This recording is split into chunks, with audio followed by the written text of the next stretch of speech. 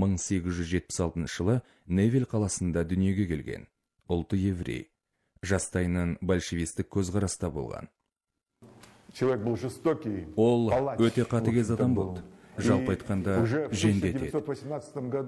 1918 жылы өзінің қатыгездігімен ерекшеленді. Голощекин Ленин мен Свердловтың ерекше құпия тапсырмасы патша Романовтар отбасының қызметшілерімен бірге жауыздықпен өлтіруді ұйымдастырушылардың бірі болды. Цареубийство было совершено по заданию Ленина и Свердлова. Сіз, Николай Александрович, және сіздің отбасыңыз Орал атқару комитетінің шешімімен өлім жазасына кесілдіңіздер. Қазір атыласыздар. Не? Сіз не айттыңыз? Қайталаңыз. Құдайым-ай, кешіре гөр оларды. Не істеп жатқандарын өздері де білмейді.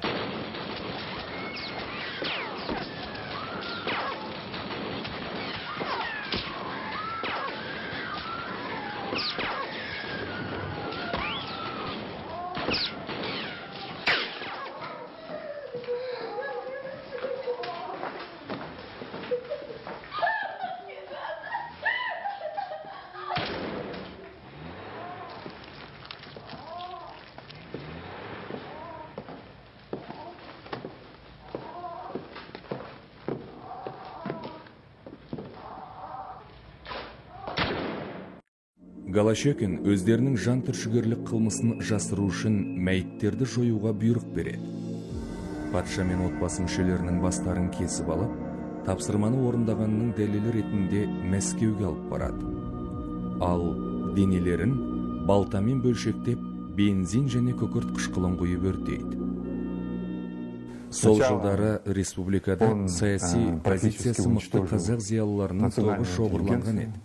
Оның басты мақсаты Алаш ордашылардың көзін жойып, айтқанына көніп, айдауына жүретін ұлт қалыптастыру болатын. Голощекин жұмысын Қазақстанда кеңес үкіметі болған жоқ. Қазақ ауылы октябрь лебін сезген емес. Ауылда Шығазан төңкерісін өткізу керек деген сылтаумен бастады. Осындай қолы қанға малынған қатыгез жауыз адамның Қазақстанға басшы болып келуі кездейсоқ емес еді. Өлкенің құнарлы жері мен байлығына қызыққан Сталинге ештеңеден тайынбайтын Голощекин сияқты қолшоқпар керек болды. Голощекин Мәскеудің зымиян саясатын іске асыру үшін кейіннен НКВД-ның басшысы болған Ежовты өзінің орынбасары етіп алды.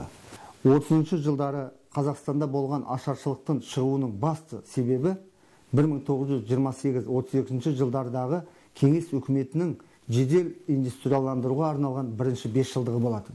Бұл жылдары Магнитогорск, Кузнецк металлургиялық комбинаттары, Сталинград трактор зауыты, Мәскеу мен Нижний Новгород қалаларында автомобиль зауыттары, бұдан басқа 1500 ірі өндіріс ошақтары мен Мәскеу метросын салу жоспарланды.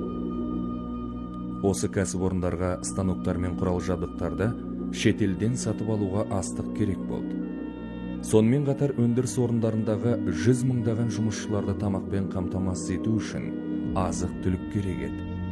Астық, ет, басқа да азықты қайдан табамыз дегендерге Сталин: шаруалардың астығын мемлекеттік төмен бағамен аламыз.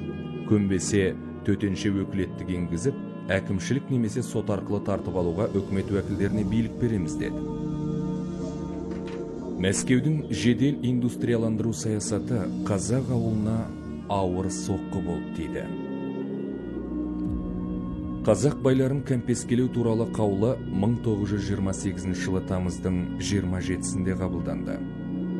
Қазақ байларын кәмпескелеу 20 қыркүйекте басталып, 1 қарашада аяқталатын болды.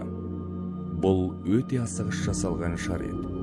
Алғашқы кезекте кәмпеске хан, сұлтан тұқымдарынан шыққан ірі байларға қатысты дегенмен, науқан барысында 100 тұяғы барларда ірі бай қатарына жатқызылып тәркіленді. Голощекин: Қазақстандағы ұлы қазан кәмпеске науқанынан басталады.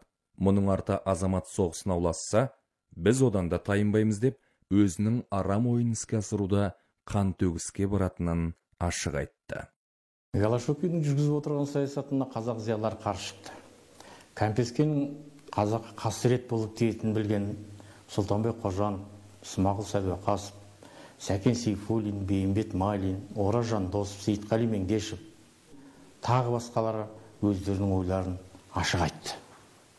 Нығымет Нұрмақов қазақ байларының малдарын тартып алуға болмайтын, тек салық жүйесімен реттеп отыру керек екенін айтса, Тұрар Рысқұлов бүкілодақтық орталық атқару комитетінің жиналысында Кәмпескені сынап дабыл қақты.